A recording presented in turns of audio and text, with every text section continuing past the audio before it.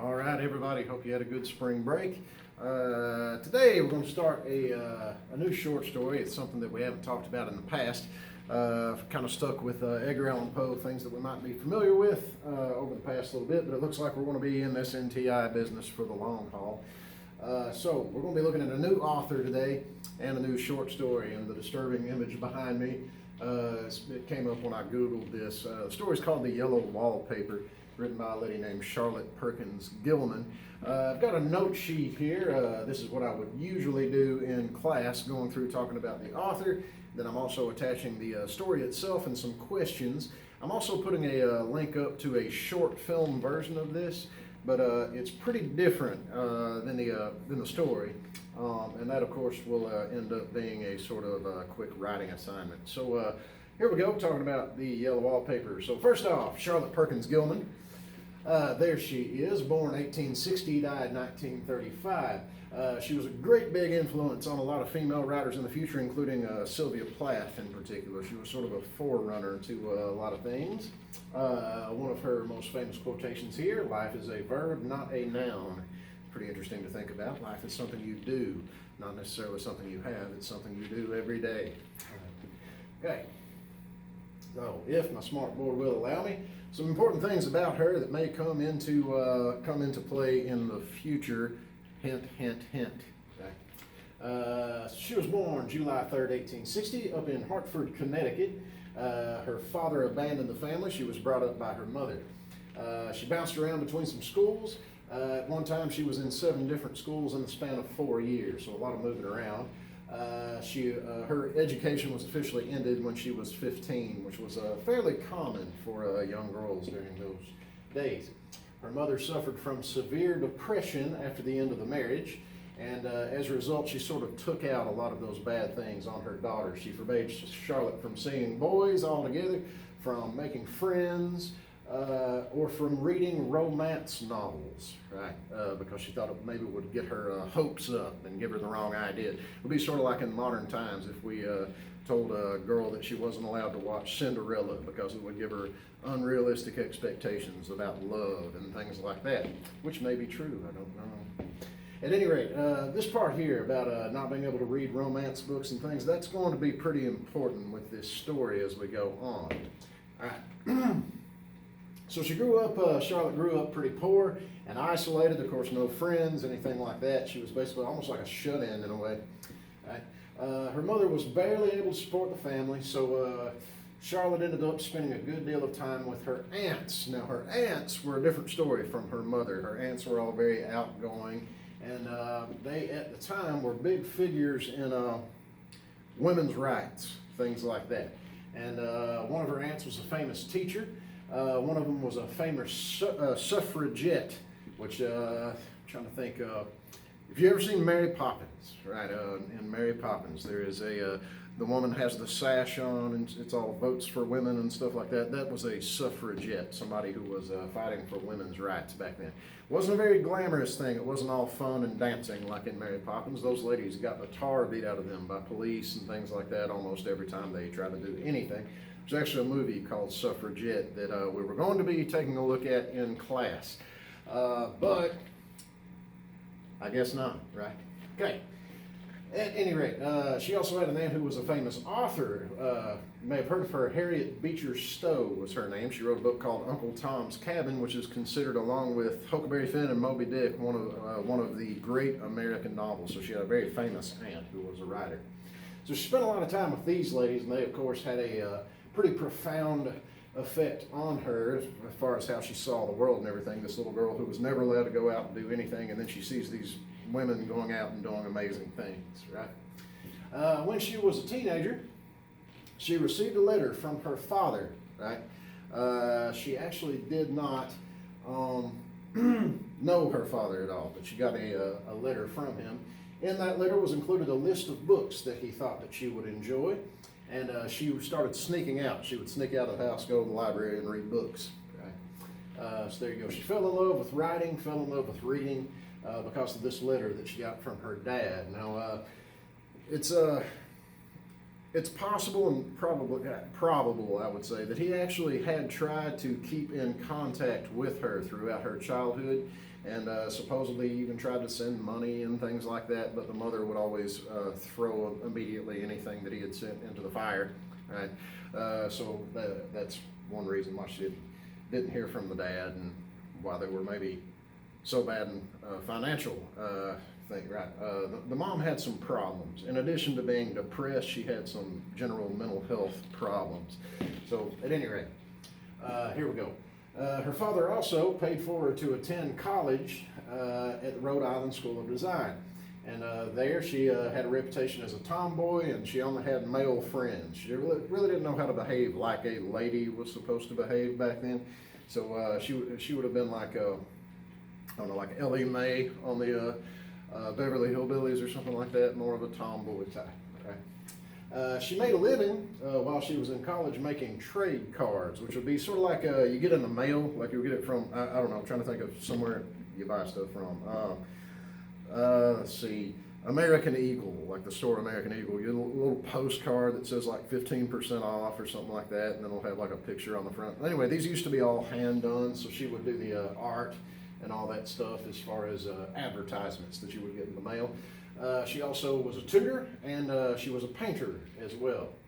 And the painting, we talked about how Edgar Allan Poe was a painter in college. That was his big hobby, and some people actually thought that he was a better painter than he was a writer back then. But he always used colors and artistic sort of imagery in his stories, and she does too, right? She knows a lot about that sort of thing.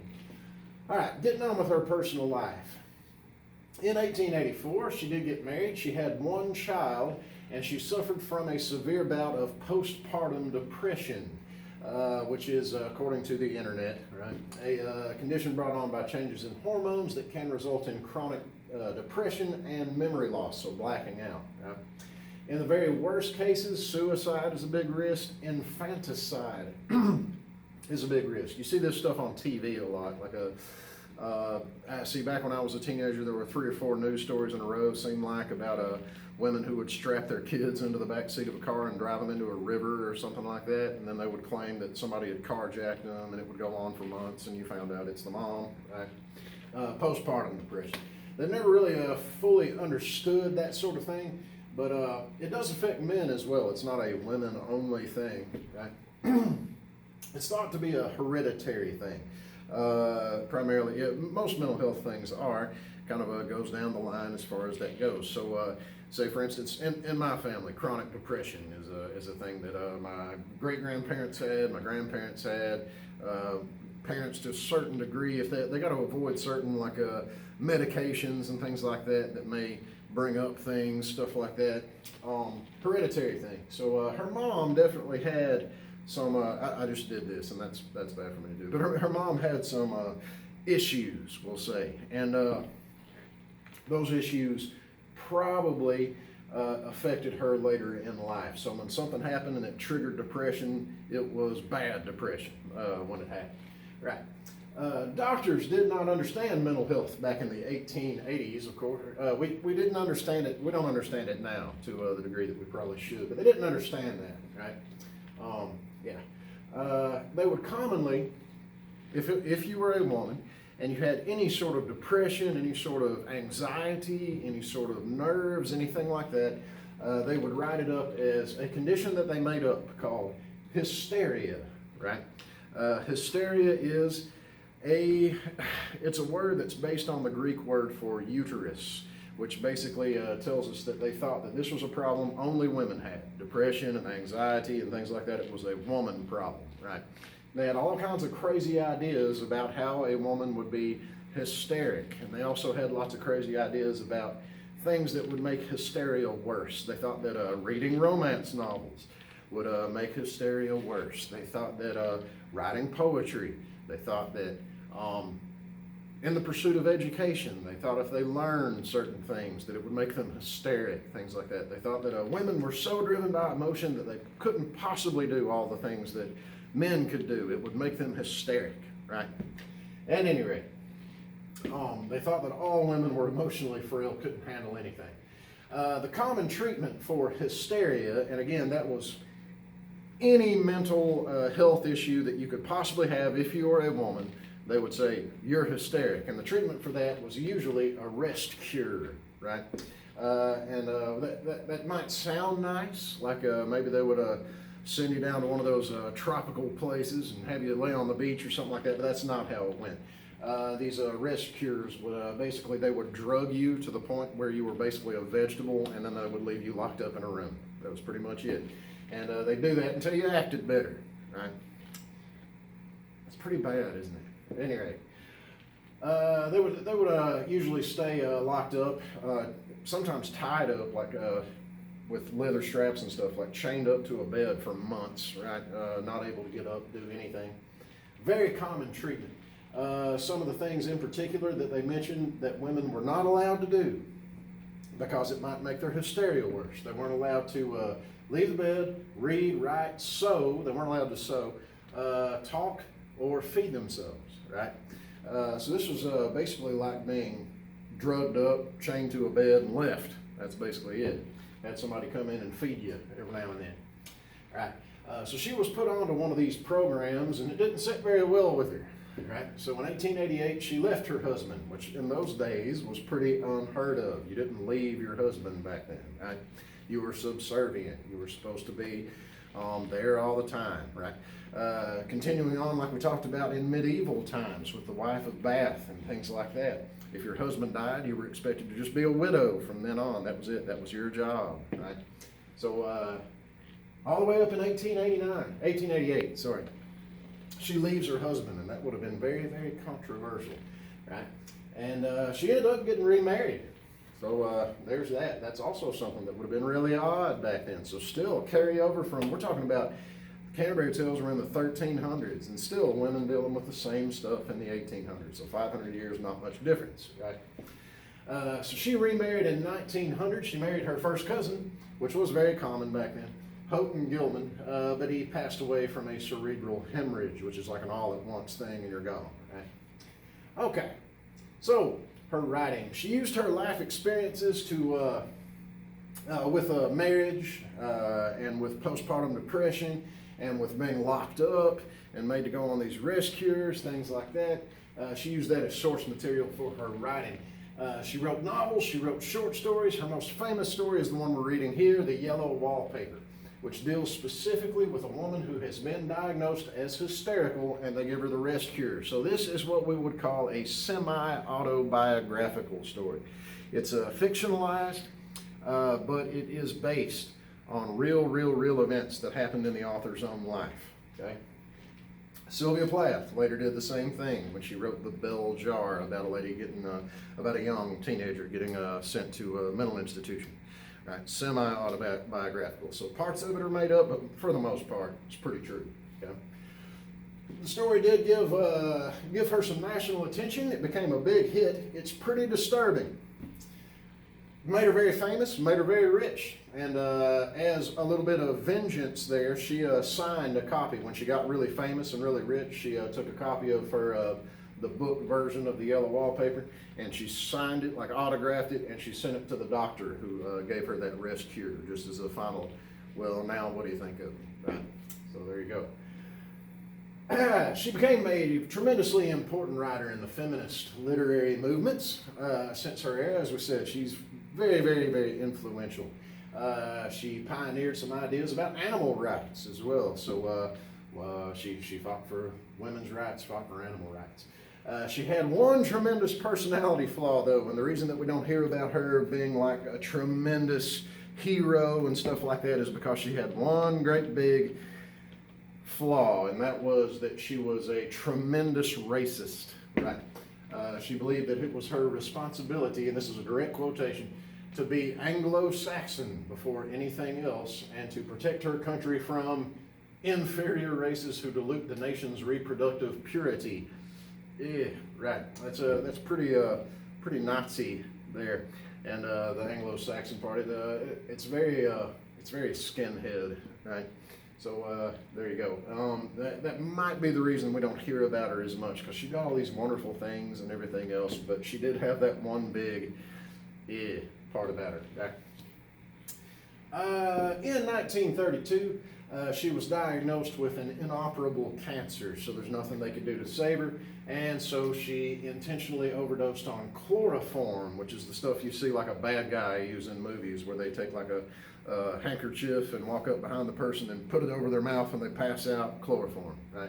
That stuff is tremendously dangerous. They show that in old movies and things like that, but yeah, that's not a good idea. Chloroform will kill you dead. So there you go. Rather than to continue with her suffering, she did overdose on chloroform intentionally. Okay. The things about this story, I'm including a 15-question guided reading deal on the yellow wallpaper.